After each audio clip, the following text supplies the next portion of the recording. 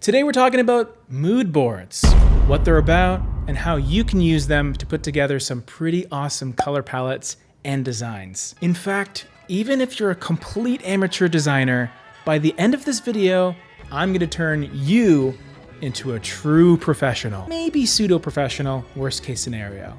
Okay? Hit that like button and let's go. If you're trying to put together a design for the very first time, or even the 1000th time, it can be sometimes difficult to know where to begin. If you haven't heard of a mood board, they've existed for quite a while, even before the days of Pinterest. To describe it simply, it is a collage of ideas all assembled together to create the framework of a particular design. It gets its name because when you look at a mood board, it really can evoke a feeling within you, one that can inspire a ton of creativity with just a few images. Hashtag inspo. A mood board starts with a feeling, whether that's a specific emotion, a thought, a memory, anything that is raw and visceral within you that you want to translate into a color palette or a fully fleshed out interior design.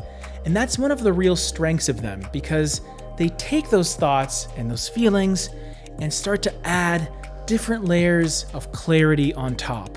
A lot of people will equate mood boards to just a collection of photographs and pictures, maybe of other designs, some fun restoration hardware furniture they saw, or even some color swatches that they're really into these days. The reality is, a mood board can contain anything. A leaf from your garden, your favorite quote, even your great-grandfather's pocket watch. You might think it would be difficult to hang that up on a board, but Kelly Wurstler popularized the idea of a mood tray, which gives the designer a better opportunity to incorporate physical objects rather than two-dimensional ones. Whether you're creating something digital, a board, a tray, even a pile of stuff, the idea is the same. It's taking something that lives in here and gives it a tangible life that you can visualize. Not only can you visualize it now, but so can other people. And this is important for several reasons. It will allow you to narrow your focus a little bit more because you now have something to work with and can help guide you towards a certain set of materials, a particular color scheme that you really gravitate towards, anything that will help you begin to build this vision of yours. Or maybe it's not only your vision, but one that's meant for someone else. If you're trying to put something together for a client, or even a family member or a friend, a mood board will really give them an idea of what they're getting into, for better or worse. Trust me, it's way less painful to create another mood board rather than a full house redesign gone wrong. In fact, by creating multiple mood boards for the same project in mind, it allows your ideas to compete in a way where one might resonate more than another. Another wonderful aspect of mood boards is when they involve more than one person.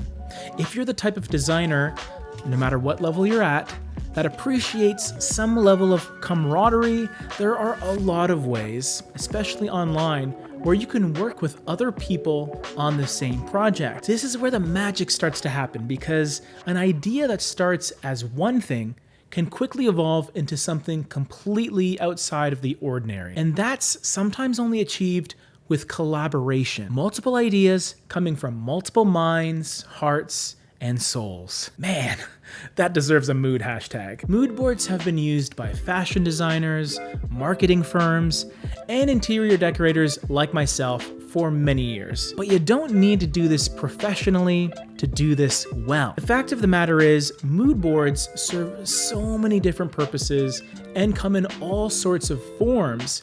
But as long as they expand your mind and unlock your true creative potential, that's when they truly have served their purpose. Another wonderful aspect of mood boards is when they involve more than one person. I would love to showcase some of your mood boards on our Instagram page. So follow us, send us a DM, and I'll be sure to feature some of our favorites over there. At the end of the day, we're just people over here.